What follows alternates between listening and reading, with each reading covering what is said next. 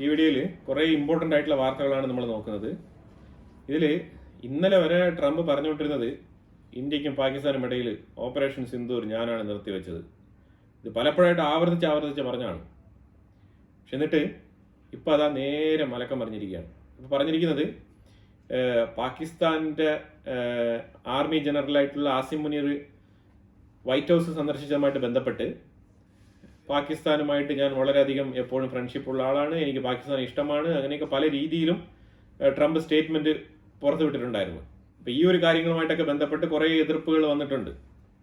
എതിർ സ്വരങ്ങൾ എന്ന് പറഞ്ഞാൽ പല രീതിയിലും പെന്റഗൺ ഉൾപ്പെടെ, അതുപോലെ തന്നെ വിദേശകാര്യ വകുപ്പ് ഹാൻഡിൽ ചെയ്തിരുന്ന അഫ്ഗാനിസ്ഥാനിൽ ഇതിനു മുമ്പ് വർക്ക് ചെയ്തിരുന്ന ആൾക്കാരുടെ സൈഡിൽ നിന്നെല്ലാം തന്നെ പല എക്സ് ഗവൺമെന്റ് ഉദ്യോഗസ്ഥരുടെ കയ്യിൽ നിന്നൊക്കെ ഇതുമായിട്ട് ബന്ധപ്പെട്ട് നെഗറ്റീവ് കമന്റ് വന്നിട്ടുണ്ട് ട്രംപിന്. അതൊരു സൈഡിൽ നിൽക്കെ ട്രംപ് ഇന്ന് പറഞ്ഞിരിക്കുന്നത് രണ്ട് രാജ്യങ്ങൾക്കും ഞാൻ നന്ദി പറയാണ്. ഏത് രണ്ട് രാജ്യങ്ങൾക്കും? പാകിസ്ഥാനും ഇന്ത്യക്കും. ഇതിനകത്ത് എവിടെയും ഞാൻ മീഡിയേറ്റ് ചെയ്താണ് ഈ ഒരു യുദ്ധം നിർത്തിയത് എന്ന് വീണ്ടും ആവർത്തിച്ച് പറഞ്ഞില്ല. അതിനു പകരം ഈ രണ്ട് രാജ്യങ്ങളും യുദ്ധം നിർത്തിയതിൽ ഞാൻ ഹാപ്പിയാണ്, രണ്ടുപേരെയും അഭിനന്ദിക്കുന്നു എന്നാണ് ട്രംപ് പറഞ്ഞു വെച്ചത്. അതായത് ടോട്ടലി തന്നെ ഈ പാകിസ്ഥാന്റെ ആസിം മുനീർ വൈറ്റ് ഹൗസ് സന്ദർശിച്ച സമയത്ത് ട്രംപ് ഒരു പ്ലാൻ ചെയ്തിരുന്നു. പാകിസ്ഥാന്റെ ആസിം മുനീറിനെ കൊണ്ട് ഇങ്ങനെ വിളിച്ച് പറയിപ്പിക്കാം, ട്രംപിന്റെ സഹായം കൊണ്ട് എങ്ങനെയെങ്കിലും ഞങ്ങൾ യുദ്ധം അവസാനിപ്പിച്ചു എന്നൊക്കെ. പക്ഷേ ട്രംപ് പാകിസ്ഥാനോട് സംസാരിച്ചിട്ടുണ്ട് എന്നാണ് നമുക്ക് മനസ്സിലാക്കാൻ പറ്റുന്നത്. അത് പാകിസ്ഥാന്റെ പ്രൈം മിനിസ്റ്റർ വിളിച്ച് കാല് പിടിച്ച് എങ്ങനെയെങ്കിലും ഇന്ത്യ എടുത്ത് പറഞ്ഞ് ഒരു യുദ്ധം അവസാനിപ്പിക്കണമെന്ന് പറഞ്ഞതുകൊണ്ട് പാകിസ്ഥാന്റെ സൈഡിൽ സംസാരിക്കേണ്ട സാഹചര്യം ഉണ്ടായി. പക്ഷേ ഇന്ത്യയുമായിട്ട് സംസാരിക്കേണ്ട സാഹചര്യം ഉണ്ടായിട്ടില്ല.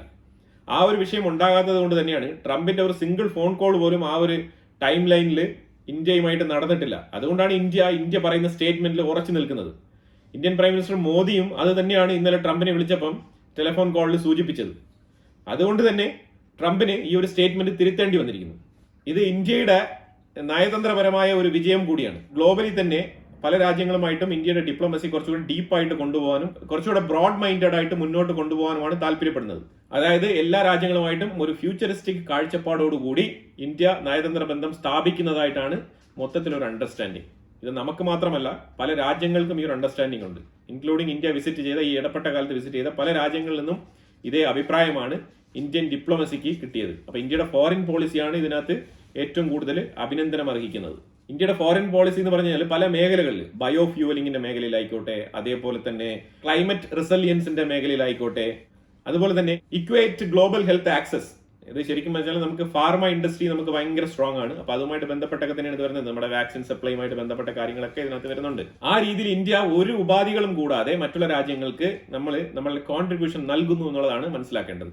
ഇന്ത്യയുടെ ഫോറിൻ പോളിസിയുടെ വെൽബീയിങ്ങിനെ കുറിച്ചാണ് നമുക്ക് ഈ ഒരു അപ്രിസിയേഷൻസ് കിട്ടിക്കൊണ്ടിരിക്കുന്നത്. ഇസ്രായേൽ ഇറാന്റെ ഉള്ളില് ബുഷർ എന്ന് പറഞ്ഞ സ്ഥലത്തുള്ള ന്യൂക്ലിയർ പവർ സ്റ്റേഷൻ അറ്റാക്ക് ചെയ്തിട്ടുണ്ട്. ഈ ബുഷർ എന്ന് പറഞ്ഞ സ്ഥലത്തുള്ള ന്യൂക്ലിയർ പവർ സ്റ്റേഷൻ. ഇതുകൊണ്ട് ഒരു മേഖലയിൽ മൊത്തം, അതായത് ഒരു എൻറ്റയർ ഏരിയ മൊത്തം പവർ കട്ട് ഉണ്ടാവും. എനർജി മേഖലയാണ് ഇത്. സിവിൽ ന്യൂക്ലിയറുമായിട്ട് ബന്ധപ്പെട്ടാണ് ഈ ഒരു ആക്രമണം ഉണ്ടായതായിട്ടാണ് കൺഫേം ചെയ്യപ്പെട്ടിരിക്കുന്നത്.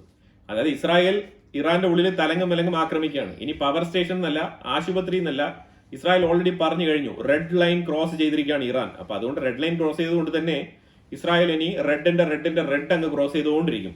അതാണ് ഇപ്പൊ സംഭവിച്ചുകൊണ്ടിരിക്കുന്നത്.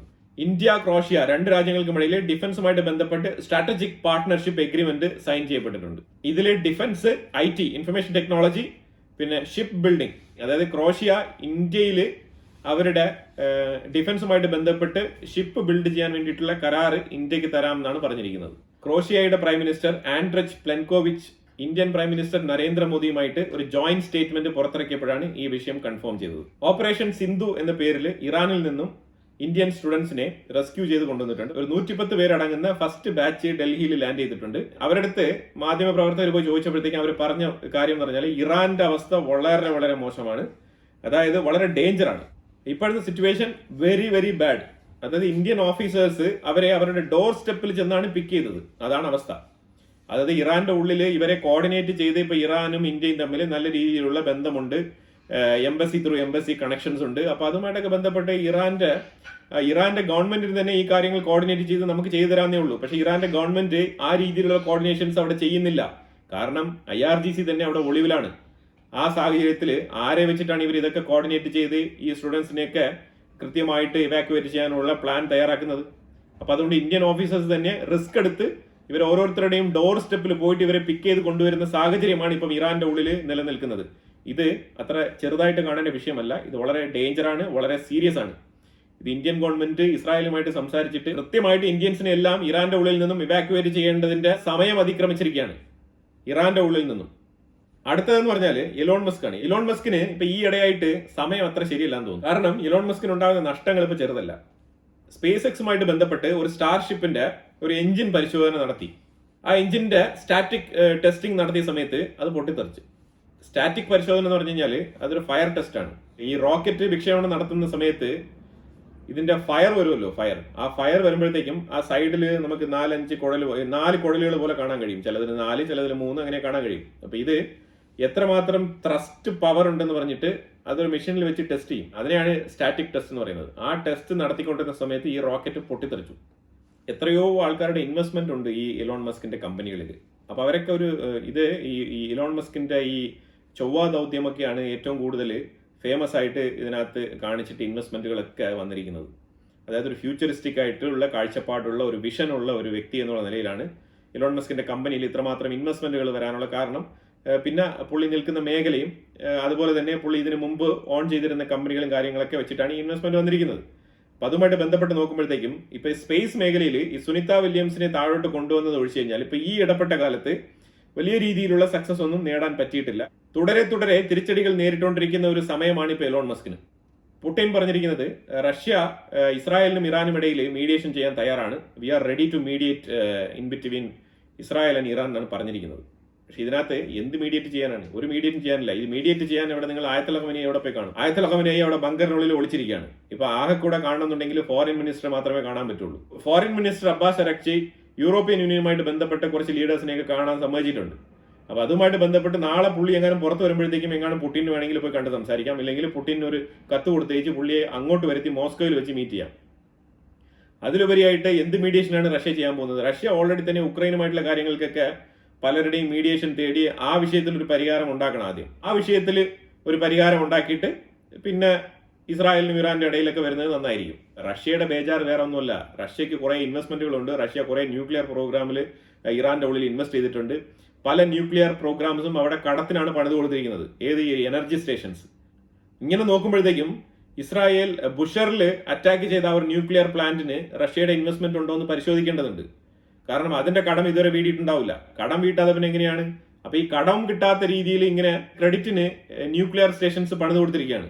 ഒരുപാട് വരുമാനം അവിടെ നിന്ന് വരേണ്ടതുണ്ട്, തിരിച്ചടവുകൾ വരേണ്ടതുണ്ട്. ആ അടവുകൾ വരുന്നതിന് മുമ്പ് മുതൽ തന്നെ നശിക്കുന്ന ഒരു ഏർപ്പാടാണ് ഇപ്പം നടന്നുകൊണ്ടിരിക്കുന്നത്. അതുകൊണ്ടാണ് ഇസ്രായേലിന്റെ അടുത്ത് പറഞ്ഞിട്ട് ഈ ന്യൂക്ലിയർ പവർ പ്ലാന്റുകൾ, ഈ എനർജി പ്ലാന്റുകളൊന്നും നിങ്ങൾ അറ്റാക്ക് ചെയ്യരുതേ, അതൊക്കെ സിവിലിയൻ പർപ്പസ് അല്ലേ, ഒന്ന് വിട്ടുതരണം, ഒന്ന് മനസ്സ് കാണിക്കണം എന്നൊക്കെ പറഞ്ഞിരിക്കുന്നത്. അതിന്റെ ഇടയ്ക്കാണ് ഇപ്പം ഇസ്രായേൽ ബുഷറിൽ ചെന്ന് ഒരു താങ്ങിയിരിക്കുന്നത്. ഇനിയിപ്പോൾ ഇതുമായിട്ടൊക്കെ ബന്ധപ്പെട്ട് ഇനിയിപ്പോൾ അടുത്ത വിഷയങ്ങളൊക്കെ വെളിയിൽ വരും. എന്താണ് ഏതാണെന്നൊക്കെ ഇനി ഡീറ്റെയിൽ ആയിട്ട് നോക്കിയാലേ മനസ്സിലാക്കാൻ പറ്റൂ. ഇതിലൊക്കെ റഷ്യയുടെ പാർട്ണർഷിപ്പ് എത്രയുണ്ട്, ഇനി ഇങ്ങോട്ട് കിട്ടാക്കടനായിട്ട് എത്ര കിടപ്പുണ്ടെന്നൊക്കെ ഇനി മനസ്സിലാക്കി എടുക്കേണ്ടതുണ്ട്. അങ്ങനെ ഒരുപാട് ന്യൂക്ലിയർ പവർ പ്രോജക്റ്റുകൾ റഷ്യ ഇറാന്റെ ഉള്ളിൽ നടപ്പിലാക്കിയിട്ടുണ്ട്. അതും കൂടാഞ്ഞിട്ട് കുറെ റോഡിന്റെ പ്രോജക്റ്റുകൾ, ഇൻഫ്രാസ്ട്രക്ചറുമായിട്ടൊക്കെ ബന്ധപ്പെട്ട് കുറെ ഇൻവെസ്റ്റ്മെന്റ് നടത്തിയിട്ടുണ്ട്. അതാണ് റഷ്യയുടെ സങ്കടം. ഓൾറെഡി യുക്രൈനുമായിട്ട് യുദ്ധം നടത്തിക്കൊണ്ടിരിക്കുന്ന സാഹചര്യത്തിലാണ് ഇത് റഷ്യയുടെ വരുമാനത്തിന് ഒരു തടസ്സം നേരിടുന്ന ഒരു സാഹചര്യം രൂപപ്പെട്ടിരിക്കുന്നത് ഇറാന്റെ ഉള്ളിൽ നിന്നും. ജപ്പാനിലെ Honda company reusable rocket launch ചെയ്ത് സക്സസ്ഫുൾ ആയിട്ട് അവർ ലാൻഡ് ചെയ്തിരിക്കുകയാണ്. ഇത് വളരെ മികച്ച ഒരു അച്ചീവ്മെന്റ് ആണ്. ഇതൊരു ഫ്യൂച്ചറിസ്റ്റിക് ആയിട്ടുള്ള സംഗതി തന്നെയാണ്. ഇലോൺ മസ്ക് കൊട്ടിഘോഷിച്ച് നടത്തുന്ന, ഒരുപാട് ഇൻവെസ്റ്റ്മെന്റുകൾ മേടിച്ച് നടത്തുന്ന ആ ഒരു പ്രവൃത്തിയാണ് ജപ്പാൻ വളരെ സൈലന്റ് ആയിട്ട് ചെയ്ത് കാണിച്ചിട്ടിരിക്കുന്നത്. ഇത് വളരെ ശ്രദ്ധേയമായിട്ട് നോക്കി കാണേണ്ട വിഷയമാണ്. ഇലോൺ മസ്കിനൊക്കെ ഈ മേഖലയിൽ ഒരുപാട് കോമ്പറ്റീറ്റേഴ്സിന് വരാനിരിക്കുന്നേ ഉള്ളൂ. മസ്കിന്റെ പേര് കേട്ട ഉടനെ സ്റ്റോക്ക് മേടിച്ച് കൂട്ടരുത്. അങ്ങനെ മേടിച്ച് കൂട്ടിക്കൊണ്ടിരുന്ന ഒരു കാലം ഉണ്ടായിരുന്നു. പക്ഷെ അത് വിചാരിച്ചോണ്ട് ഇപ്പൊ പെട്ടെന്ന് മസ്കിന്റെ പേര് കേട്ട ഉടനെ പോയെങ്കിൽ ഇടരുത്, പണി കിട്ടും. അസീം മുനീർ വിശ്വാസയോഗ്യനല്ല എന്ന് പറഞ്ഞിട്ട് ട്രംപിന് വ്യക്തമായ ഒരു അലേർട്ടാണ് കൊടുത്തിരിക്കുന്നത്. അലേർട്ട് കൊടുത്തിരിക്കുന്നത് സൽമേ ഖാലിസാദ് എന്ന് പറഞ്ഞ വ്യക്തിയാണ്. ഈ സൽമേ ഖാലിസാദ് അഫ്ഗാനിസ്ഥാനിൽ USNO ആയിട്ട് പണിയെടുത്തിരുന്ന വ്യക്തിയാണ്. ex-USNO in Afghanistan. പുള്ളിയാണ് പറഞ്ഞിരിക്കുന്നത് അസീം മുനീർ വിശ്വാസയോഗ്യനല്ല, വഞ്ചനയുടെ നമ്പർ 1 ആണ്, ഇപ്പുറത്ത് പറയുന്നതല്ല അപ്പുറത്ത് പറയുന്നത്, ഇമാതിരിപ്പെട്ട കംപ്ലീറ്റ് കാര്യങ്ങൾ A to Z. കാരണം പുള്ളി അഫ്ഗാനിസ്ഥാനിൽ ഉണ്ടായിരുന്നത് കൊണ്ട് തന്നെ അസീം മുനീറിനെ കുറിച്ച് വളരെ വ്യക്തമായ ധാരണയുണ്ട്. അപ്പം അസീം മുനീർ അങ്ങനെ ഒരു ക്ലിയർ കട്ടായിട്ട് ഇടപെടാൻ പറ്റുന്ന ഒരു വ്യക്തി അല്ല എന്നാണ് സർട്ടിഫൈ ചെയ്തിരിക്കുന്നത് പുള്ളി. അതുപോലെ തന്നെ മുൻ പെന്റഗൺ ഉദ്യോഗസ്ഥൻ മൈക്കൽ റൂബിൻ പറഞ്ഞിരിക്കുന്നത് ഇസ്ലാമാബാദിനെ വിശ്വസിച്ചുകൊണ്ട് അസീം മുനീറിനെ വൈറ്റ് ഹൗസിൽ വിളിച്ചു വരുത്തി ആനയിച്ചത് ഒട്ടും ശരിയായില്ല. ശരിക്കും പറഞ്ഞാൽ ഇതൊരു ഡിപ്ലോമാറ്റിക് റേഔട്ട് ആണെന്നാണ് പറഞ്ഞിരിക്കുന്നത്. ഇത് US-ലെ ഒരു റയോട്ടിക് ഡിപ്ലോമസി എന്നാണ് മൈക്കൽ റൂബിൻ അഭിപ്രായപ്പെട്ടിരിക്കുന്നത്. ഇതൊക്കെ തന്നെ ട്രംപിന് തിരിച്ചടിയാകുന്ന സ്റ്റേറ്റ്മെന്റുകളാണ്. അമേരിക്കയുടെ ഡെമോക്രാറ്റിക് പാർട്ടിയിലോ അല്ലെങ്കിൽ പൊളിറ്റിക്കലി വരുന്ന സ്റ്റേറ്റ്മെന്റ് അല്ല ഇത്. ശരിക്കും പറഞ്ഞാൽ ഗവൺമെന്റ് ഉദ്യോഗസ്ഥൻ, ഇപ്പൊ പെന്റഗൺ എന്നൊക്കെ പറയുമ്പോഴത്തേക്കും ഇന്റലിജൻസുമായിട്ടൊക്കെ ബന്ധപ്പെട്ട് ഡിഫൻസുമായിട്ടൊക്കെ ബന്ധപ്പെട്ട് വർക്ക് ചെയ്ത എക്സ്പീരിയൻസ് ഉള്ള ആൾക്കാരാണ് പെന്റഗണിൽ നിന്ന് സംസാരിക്കുക. പിന്നെ ഇത് ഡിപ്ലോമസിയുമായിട്ട് ബന്ധപ്പെട്ട് ഫോറിൻ എൻവോയ് ആയിട്ട് വർക്ക് ചെയ്തിരുന്ന ആളാണ്, ഈ അഫ്ഗാനിസ്ഥാനിൽ വർക്ക് ചെയ്തിരുന്ന ആളാണ്, വളരെ ക്ലോസ് പ്രോക്സിമിറ്റിയിൽ പാകിസ്ഥാനുമായിട്ട് ഡീൽ ചെയ്തിരുന്ന, അഫ്ഗാനിസ്ഥാനിൽ ജോലി ചെയ്തിരുന്ന ആളാണ് ഈ ഒരു സ്റ്റേറ്റ്മെന്റും പറഞ്ഞിരിക്കുന്നത്. അപ്പൊ രണ്ടും തന്നെ വളരെ ഗൗരവമായിട്ട് കാണേണ്ട വിഷയമാണ്. ആര്? ട്രംപ്. അമേരിക്കയുടെ ഉള്ളിൽ ഇനി എവിടെയെങ്കിലും പൊട്ടിത്തെറിക്കാതിരുന്നാൽ മതിയായിരുന്നു. ഇപ്പൊ ട്രംപ് സ്വന്തം കസേരയുടെ അടിയിൽ നോക്കണം. കാരണം അസീം മുനീറിനെ വൈറ്റ് ഹൗസിലാണ് കൊണ്ടുപോയത്. അസീം മുനീർ പോയപ്പോൾ തന്നെ എന്തെങ്കിലും കൊണ്ട് എവിടെയെങ്കിലും ഒളിപ്പിച്ച് വെച്ചിട്ടുണ്ടോ എന്നുള്ളത് ആർക്കറിയാം. അപ്പൊ അതുകൊണ്ട് തപ്പി നോക്കുന്നത് വളരെ നന്നായിരിക്കും. അടുത്തത് ഇസ്രായേലിന്റെയും ഇന്ത്യയുടെയും ഡിഫൻസ് ഓഫീസേഴ്സ് തമ്മിൽ ഒരു കൂടിക്കാഴ്ച ഉണ്ടായിരുന്നു. ഒരുപാട് വിഷയങ്ങളെ കുറിച്ച് ഡിസ്കസ് ചെയ്തിട്ടുണ്ട്. അതുപോലെ തന്നെ ഇന്ത്യ അവിടെ എയർ ഡിഫൻസ് സിസ്റ്റം എന്തെങ്കിലും സപ്ലൈ ചെയ്യുന്നതായിട്ട് നമുക്ക് ഇതുവരെ ഓപ്പൺ ആയിട്ട് വാർത്തയൊന്നും കിട്ടിയിട്ടില്ല. പല മാധ്യമങ്ങളും ഇതിനെക്കുറിച്ച് റിപ്പോർട്ട് ചെയ്യുന്നുണ്ട്. പക്ഷെ അങ്ങനെ ഒഫീഷ്യലി ഇന്ത്യയുടെ സൈഡിൽ നിന്ന് ഒരു കൺഫർമേഷൻസ് വന്നിട്ടില്ല. അതുപോലെ തന്നെ ഇസ്രായേലും ഇന്ത്യയും തമ്മിലുള്ള ഇങ്ങനത്തെ ബന്ധങ്ങളൊന്നും അങ്ങനെ പൊതുവിൽ വെളിയിൽ വരാറില്ല. ഇനി ഇന്ത്യ ഏതെങ്കിലും തരത്തില് ടെക്നോളജിക്കലി വല്ല അഡ്വൈസും, ഇന്ത്യ എങ്ങനെയാണ് ലെയർ ഡിഫൻസ് സിസ്റ്റം സെറ്റ് ചെയ്തിരിക്കുന്നത്, പാകിസ്ഥാനുമായിട്ട് നടന്ന ഓപ്പറേഷനിൽ എന്താണ് ചെയ്തിരുന്നത് എന്നുള്ള കാര്യങ്ങളെ കുറിച്ചൊക്കെ ഇസ്രായേലിന് വളരെ വ്യക്തമായിട്ട് അറിയാവുന്നതാണ്. ഇനി അഥവാ വേണമെങ്കിൽ ഇന്ത്യയിൽ നിന്നും എയർ ഡിഫൻസ് സിസ്റ്റം ഇസ്രായേലിലോട്ട് ഇറക്കുമതി ചെയ്യുന്നതിന് വലിയ തെറ്റൊന്നുമില്ല. കാരണം ഇന്ത്യയും ഇസ്രായേലും തമ്മിൽ ഡിഫൻസ് പാർട്ട്ണർഷിപ്പ് ഉണ്ട്, അത് വർഷങ്ങളായിട്ടുള്ളതാണ്. അതിനകത്ത് ഒഫൻസീവായിട്ട് ഒന്നും തന്നെ പറയാനില്ല. പക്ഷെ തീർച്ചയായിട്ടും അതിനെക്കുറിച്ചുള്ള പരാമർശം പബ്ലിക്കലി വന്നിട്ടില്ല.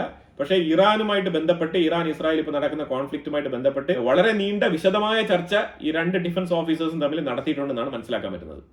കാനഡയിലെ ഇന്റലിജൻസ് CSIS ഖാലിസ്ഥാനികളുടെ ആ തീവ്രവാദ ഗ്രൂപ്പിന്റെ ഫുട് പ്രിന്റ്സ് കാനഡയിൽ ഉണ്ട് എന്ന് ഒഫീഷ്യലി അംഗീകരിച്ചിട്ടുണ്ട്. ഇതൊക്കെ തന്നെയാണ് ഡിപ്ലോമാറ്റിക് സക്സസ് എന്ന് പറയുന്നത്. അതായത് നമ്മളുടെ ഇന്നലത്തെ വാർത്തയിൽ പറഞ്ഞിട്ടുണ്ടായിരുന്നു, കാനഡയുടെ എംബസിയിൽ ഹൈ കമ്മീഷണേഴ്സിനെ റീഇൻസ്റ്റേറ്റ് ചെയ്തിട്ടുണ്ട്, 2 എംബസികളും, കാനഡയുടെയും ഇന്ത്യയുടെയും. അപ്പൊ അതുമായിട്ടൊക്കെ ബന്ധപ്പെട്ട് ഒരു ഫസ്റ്റ് ഇംപ്രഷൻ തന്നെ ക്രിയേറ്റ് ചെയ്തിരിക്കുകയാണ് എന്നാണ് മനസ്സിലാക്കാൻ പറ്റുന്നത്. ഖാലിസ്ഥാനികൾ എന്ന് പറയുന്ന ഈ ഒരു തീവ്രവാദ സംഘടന കാനഡയ്ക്കുള്ളിൽ ഉണ്ട് എന്ന് കാനഡ തന്നെ ഒഫീഷ്യലി ഇപ്പം അക്സെപ്റ്റ് ചെയ്തിരിക്കുകയാണ്.